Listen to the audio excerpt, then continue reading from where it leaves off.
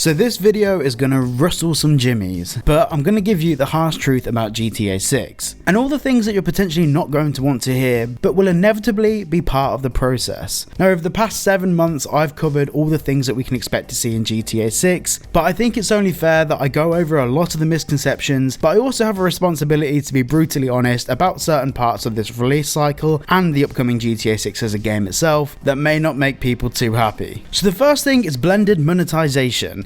Strauss Zelnick, the CEO of Take-Two Interactive, has been very vocal about the need for blended monetization models for games. With GTA 5, this was obviously experimented with GTA Online, and at some point they cracked the code to figure out a way to make it work. The longevity of GTA 6 is going to be purely dependent on how well that they can structure their blended monetization model. And what we mean by this is microtransactions and different ways that they can monetize the online elements of the game. Now, I'm not saying that the story mode won't be incredible, of course it will be, but the core focus is going to be GTA Online, and the story mode is just there as a staple of the franchise. Now, a byproduct of this is that the map is going to be substantially better. With GTA 5, the map was made for the story mode, and the online components of the game were more of a byproduct off the back of that, and of course they just had to utilize the same map.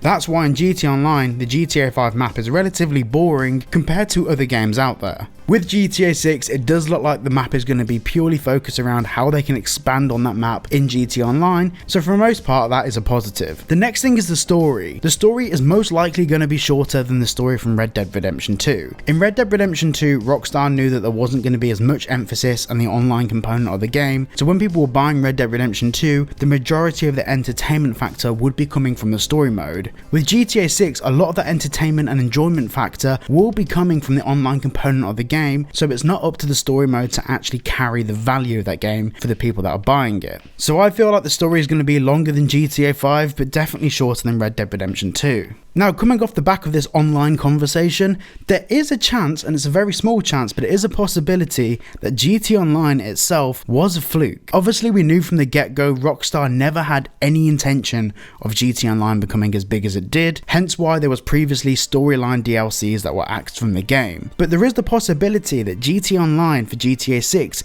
isn't repeatable. Over the past couple of years, GTA Online has experienced an albeit very small decline, but a decline nonetheless. Obviously, the pandemic caused a massive spike in the market for multiple game franchises, but the future of the online component of the GTA games isn't certain. There could be a massive spike upon the release of the GTA Online for GTA 6, followed by a huge decline. It all depends how well Rockstar can manage their monetization options, but also make sure that the players find value in it. Over the past 2 years in particular, Rockstar have had a huge issue with bringing in younger audiences at the bottom and maintaining them. So how Rockstar manage this for GTA 6 is going to be very interesting. Next, we need to talk about political correctness. GTA 6 will be more politically correct than previous GTA games. In 2013, Rockstar did of course have Take-Two Interactive and have shareholders, but the size of Take-Two Interactive and the size of Rockstar over the past 10 years has increased exponentially. There's now much larger investors involved, and a lot of these investment companies will be affected by the public perception of GTA 6. So Take-Two Interactive and Rockstar Games by proxy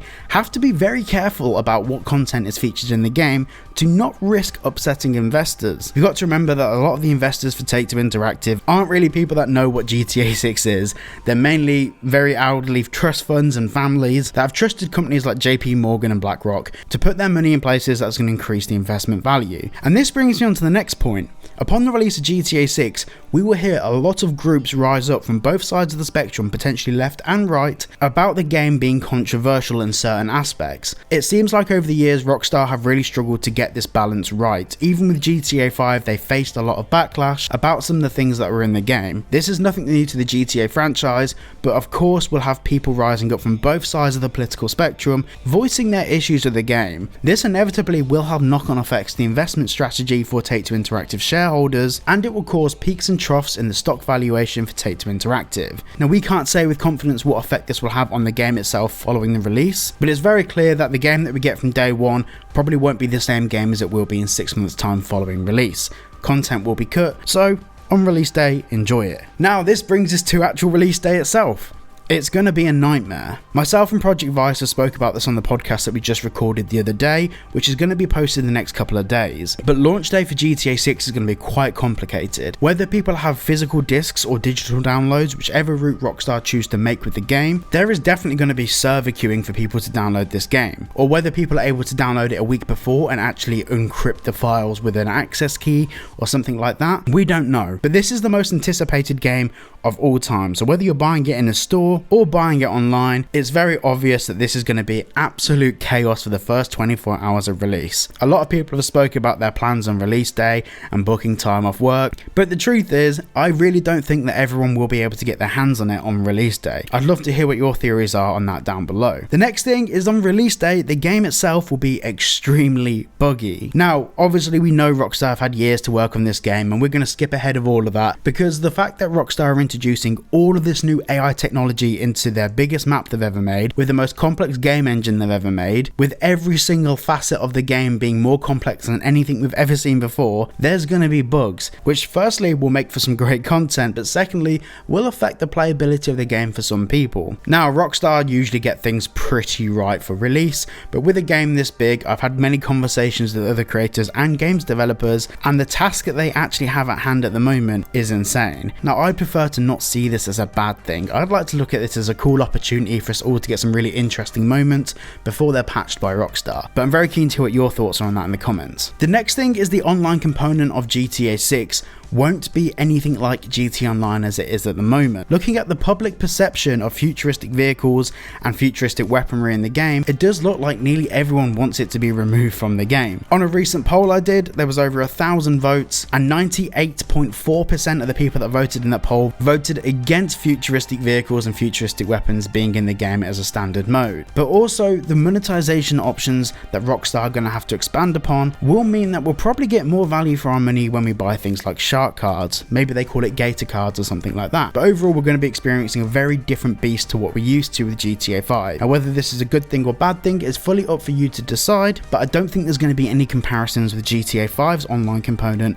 and GTA 6's online component. I do think that it's going to be a whole different form of gameplay in itself. And the next thing I want to talk about is that people are going to be disappointed. Now, this is quite a unique perspective I have as a creator, but I've noticed from conversations that happen in the Discord, link down below, a lot of people seem to be expecting things from GTA 6 that, in my personal opinion, having grown up with Grand Theft Auto for the past 26 years of my life, I don't think a lot of the stuff that people think are going to be in the game is going to be in the game. In fact, over the last 7 months, I've created a folder which is a screenshot of all the GTA 6 predictions I've seen, whether they've been messaged to me on Instagram, whether they've been put in the Discord, and so far we're up to 2,563 predictions of stuff that people think we're going to see in GTA 6. Now, it's worth saying here that 90% of the stuff that I've seen, I'm not of the opinion is going to be in the game. Now, I'm not saying I'm right, but some of the predictions have been things like being able to buy spaceships, being able to go to other planets, and other things like that. Now, whilst a lot of these predictions do have some basis in reality, like the fact we have the Kennedy Space Center in Florida, there are so many vast predictions that I do not feel it's possible for Rockstar to put all of them in the game. So I think a lot of people are going to be thoroughly disappointed when the very thing that they were hoping the most would be in GTA 6 won't be in the game. Now, maybe this is me looking inward on my channel here. I could be part of the problem. I could be giving people false hope for things, but I try not to report on anything on my channel that I do not think has any basis or any weight. But that being said, looking at a lot of the messages I get, and understandably I have an audience which ranges from the ages of 10 years old to 80 years old, there's so many different people with age ranges, predictions, and different sorts of imaginations that fall within that remit. I just feel like a lot of people out there will be disappointed by the game, which is why you should look at GTA 6 from a pragmatic and analytical point of view, based on the information we have from the trailers, based on things that Rockstar have done in the past, and based on the leaks that we saw back in 2022. And the last thing I want to talk about is GTA 5's protagonists. Now, I've been getting a lot of messages from people talking about whether Ned Luke, Sean Fontano, or Stephen Ogg will be featured in GTA 6. Now, I'm strongly of the opinion that if they are featured, it will be a cameo on a radio station or a TV show, or a reference and maybe a cutscene from a movie that maybe Michael DeSantis Santa was the director of that movie or something like that. I don't think these characters are going to be having roles in GTA 6. Maybe potentially they'll get their own RP servers or something like that with 6M if we ever get that. But a lot of people are really jumping the gun and assuming that GTA 5's protagonists are going to be playing some sort of big role in GTA 6. Now, whilst there is a small possibility there, that goes against everything Rockstar Games have done with other protagonists from previous GTA games that have played major roles in the series. So I personally don't think we're going to be seeing these protagonists featuring in the game. Now, in the next podcast episode, which should be coming up in the next couple of days, we actually go into some of these topics in a bit more detail. So make sure you subscribe and tap the bell icon to be notified when that video comes out. Thank you all so much for watching, and I will see you all in the next one.